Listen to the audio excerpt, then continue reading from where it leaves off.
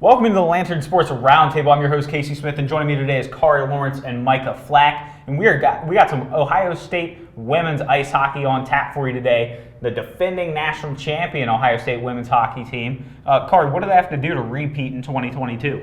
Keep up the momentum. I think with any professional team, collegiate team, people are waiting to see when they're going to lose, you know what I'm saying? So keeping up that momentum, not to mention, they're off to a great start with 2 victories against Minnesota State. So I think the key word with going into this season would be keeping up with the momentum. Yeah, for sure. And Micah, head coach Nadine Muserall, back in her playing days as a Gopher, she would always be quick to rattle off a shot. She didn't care if she was going to miss or not. Because you can't score a goal if you don't take the shot, right? Yeah, that's correctly, that's what you're saying, Casey. They've taken so far this season between 2 games, 78 shots, and they've scored 7 goals. They're averaging about 39 shots a game, while Minnesota State's only taking 18. Minnesota State's usually averaging 1 goal a game, while Ohio State has 3.5. Just been enforcing their will with the puck down the ice. Yeah, for sure. Kari, who are some of the people that they're going to rely on, some of those veteran coming back? Who are those people going to be that are going to step up and really shine for the Buckeyes?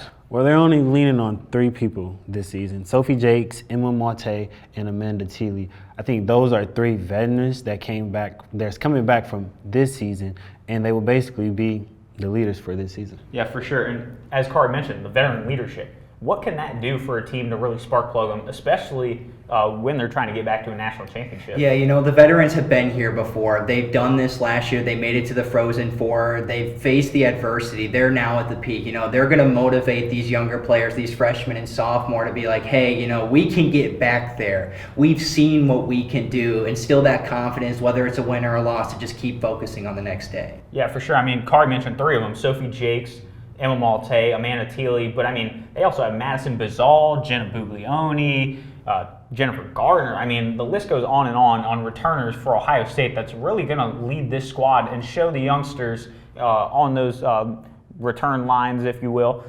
just show them the ropes and how to be able to handle a playoff push. And having that playoff experience with the WCHA run last season is really going to help them down the stretch. And head coach Nadine Muserall, she said that now Ohio State, they're at the top of the mountain and they're going to get everybody's best game. And that starts this weekend at the Ohio State ice rink against St. Cloud State. We'll have all the coverage for you. But for now, this has been the Lantern Sports Roundtable talking Ohio State women's hockey. For Kari Lawrence and Micah Flack, I'm your host, Casey Smith. Until next time, take care.